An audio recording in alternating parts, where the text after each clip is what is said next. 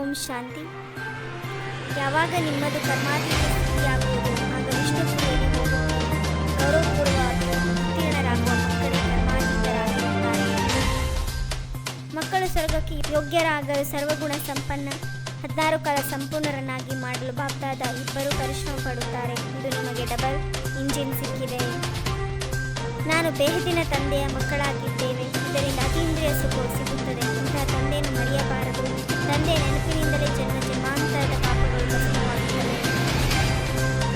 ತಂದೆಯ ನೆನಪು ಮರೆತು ಪಾಪ ಉಳಿಯುವಂತವರಾಗಬಾರದು.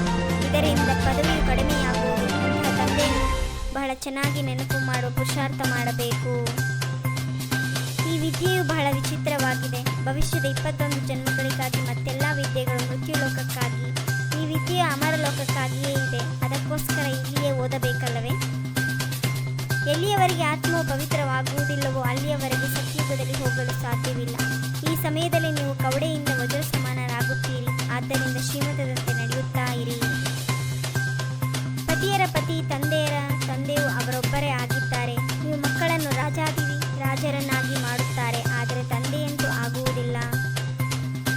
ಒಳ್ಳೆಯ ಅಥವಾ ಕೆಟ್ಟ ಸಂಸ್ಕಾರವನ್ನು ಆತ್ಮವೇ ತೆಗೆದುಕೊಂಡು ಹೋಗುತ್ತದೆ. ಸತ್ಯುಗದಲ್ಲಿ ಪವಿತ್ರತೆ ಇತ್ತು, ಆಗ ಸುಖ ಶಾಂತಿಯಿತ್ತು. ಇಲ್ಲಿ ಪವಿತ್ರತೆ ಇಲ್ಲವ, ಆದ್ದರಿಂದ ಸುಖ ಶಾಂತಿಯೂ ಇಲ್ಲ. 3 ಧಾಮಗಳನ್ನು ನೆನಪಿಟ್ಟುಕೊಳ್ಳಿ. ಶಾಂತಿಧಾಮವೆಂದರೆ ಎಲ್ಲಿ ಆತ್ಮಗಳಿರುತ್ತಾರೆ. ಸುಖಧಾಮವೆಂದರೆ ಅಲ್ಲಿ ಹೋಗುವುದಕ್ಕಾಗಿ ವಿಶ್ವಾಸ ಮಾಡುತ್ತೀರಿ. ದುಃಖಧಾಮವು ಅರ್ಧಕಲ್ಪದ ನಂತರ ಆರಂಭವಾಗುತ್ತದೆ. ಮಕ್ಕಳೇ, ಮಾಯೆಯಿಂದ ಬಹಳ ಜಾಗೃತರಾಗಿರಿ. ಮಾಯೆಯು ಇಂತಹ ವಿರುದ್ಧವಾದ ಕೆಲಸಗಳನ್ನು ಮಾಡಿಸಿಬಿಡುತ್ತದೆ. ಆದ್ದರಿಂದ ಅಂತ್ಯದಲ್ಲಿ ಅಳಬೇಕಾಗುತ್ತದೆ. ಈಗ ತಂದೆಯು ಪುನಃ ಯೋಗ್ಯರನ್ನಾಗಿ ಮಾಡಿ ವಿಶ್ವದ ಮಾಲೀಕರನ್ನಾಗಿ ಮಾಡುತ್ತಾರೆ. ಇಂತಹ ತಂದೆಯನ್ನು ಕಲ್ಲು ಮುಳ್ಳಿನಲ್ಲಿದ್ದಾರೆ ಎಂದು ಹೇಗೆ ಹೇಳುತ್ತೀರಿ? ಇದು ಬಹಳ ದೊಡ್ಡ ವಿಚಿತ್ರವಾದ ಆಟವಾಗಿದೆ. ಈ ನಾಟಕದಲ್ಲಿ ಪ್ರತಿಯೊಬ್ಬರ ಪಾತ್ರವು ನಿಗದಿಯಾಗಿದೆ. ಅದನ್ನು ಅಭಿನಯಿಸುತ್ತಲೇ ಇರುತ್ತಾರೆ. 21 ಜನ್ಮಗಳ ಪಾತ್ರವನ್ನು ಹೀಗೆ ಅಭಿನಯಿಸುತ್ತೀರಿ. ನೀವು ಆತ್ಮಿಕ ಡಬಲ್ ಅಹಿಂಸಕರಾಗಿದ್ದೀರಿ. ಪರಿಶ್ರಮವೆಲ್ಲವೂ ನೆನಪು ಮಾಡುವುದರಲ್ಲಿ ನೀವು ಪ್ರವೃತ್ತಿ ಮಾರ್ಗದವರಾಗಿದ್ದೀರಿ. ಮತ್ತು ಆರಂಭದಲ್ಲಿಯೇ ರಾಜವಾಗಿದೆ. ನೀವು ಸತೋಪ್ರಧಾನರಾಗಿದ್ದೀರಿ, ಈಗ ತಮೋಪ್ರಧಾನರಾಗಿದ್ದೀರಿ. ಈ ಆಸ್ಪತ್ರೆ ಮತ್ತು ವಿಶ್ವವಿದ್ಯಾಲಯವನ್ನು ತೆರೆಯಿರಿ. ಯೋಗದಿಂದ ಮುಕ್ತಿ, ಜ್ಞಾನದಿಂದ ಜೀವನ್ಮುಕ್ತಿಯಾಗುತ್ತದೆ. ಯಾರು ಯಾವ ಭಾವನೆಯಿಂದ ತಂದೆಯನ್ನು ನೆನಪು ಮಾಡುವರೋ ಅದೇ ರೂಪದಲ್ಲಿ ಅವರ ಭಾವನೆಯನ್ನು ಪೂರ್ಣ ಮಾಡುತ್ತಾರೆ. ಆದರೆ ಯಾರು ಮುಕ್ತಿಧಾಮದಲ್ಲಿ ಹೋಗಲು ಸಾಧ್ಯವಿಲ್ಲ. ನೀವು ಮಕ್ಕಳು ರಿಫ್ರೆಶ್ ಆಗಲು ತಂದೆಯ ಬಳಿ ಬಂದಿದ್ದೀರಿ. ಇದನ್ನು ಮತ್ತೆ ಎಲ್ಲರಿಗೂ ತಿಳಿಸಬೇಕು. ಹೋಗಿ ರಿಫ್ರೆಶ್ ಮಾಡಬೇಕಾಗಿದೆ. ಸೇವಾ ಕೇಂದ್ರಗಳನ್ನು ತೆರೆಯಬೇಕಾಗಿದೆ. ಅಂತಿಮ ರಕ್ತಪಾತದ ದೃಶ್ಯವನ್ನು ನೋಡಲು ಬಹಳ ನಿರ್ಭಯ ಶಿವಶಕ್ತಿಯರಾಗಬೇಕಾಗಿದೆ. ಸರ್ವಶಕ್ತಿವಂತ ತಂದೆ ನೆನಪಿನಿಂದ ಶಕ್ತಿಯನ್ನು ತೆಗೆದುಕೊಳ್ಳಬೇಕಾಗಿದೆ. ಪಾವನರಾಗಿ ಅನ್ಯರನ್ನು ಪಾವನರನ್ನಾಗಿ ಮಾಡುವಂಥ ಆತ್ಮೀಯ ಸತ್ಯ ಸೇವೆಯನ್ನು ಮಾಡಬೇಕಾಗಿದೆ.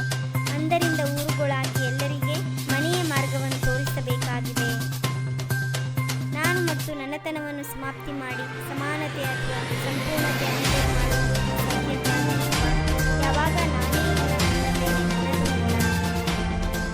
ನಾನು ಮತ್ತು ನನ್ನತನದ ತ್ಯಾಗವೇ ದೊಡ್ಡವರಲ್ಲಿ ದೊಡ್ಡ ಸೂಕ್ಷ್ಮ ತ್ಯಾಗವಾಗಿದೆ. ಈ ನನ್ನತನವೆಂಬ ಅಶ್ವವನ್ನು ಅಶ್ವಮೇಧ ಯಜ್ಞದಲ್ಲಿ ಸ್ವಾಹ ಮಾಡಿ ಆಗ ವಿಜಯದ ನಗಾರಿ ಬಾರಿಸುವುದು. ಹಾಜಿ ಎನ್ನುವ ಸಯೋಗದ ಕೈಯನ್ನು ಮುಂದೆ ಚಾಚುವುದು, ಅರ್ಥಾತ್ ಆಶೀರ್ವಾದದ ಮಾಲೆಯನ್ನು ಧರಿಸುವುದಾಗಿದೆ. ಓಂ ಶಾಂತಿ. 21 ಜನ್ಮಕ್ಕಾಗಿ 21 ಪರಮಾತ್ಮನ ಮಹಾವಾಕ್ಯವನ್ನು ಆಲಿಸಿ ತಮ್ಮದೇ ಆದಂಥ ಈ ಚಾನಲ್ಗೆ ಲೈಕ್ ಮಾಡಿ, ಶೇರ್ ಮಾಡಿ, ಸಬ್ಸ್ಕ್ರೈಬ್ ಆಗೋದನ್ನು ಮರೆಯಬೇಡಿ.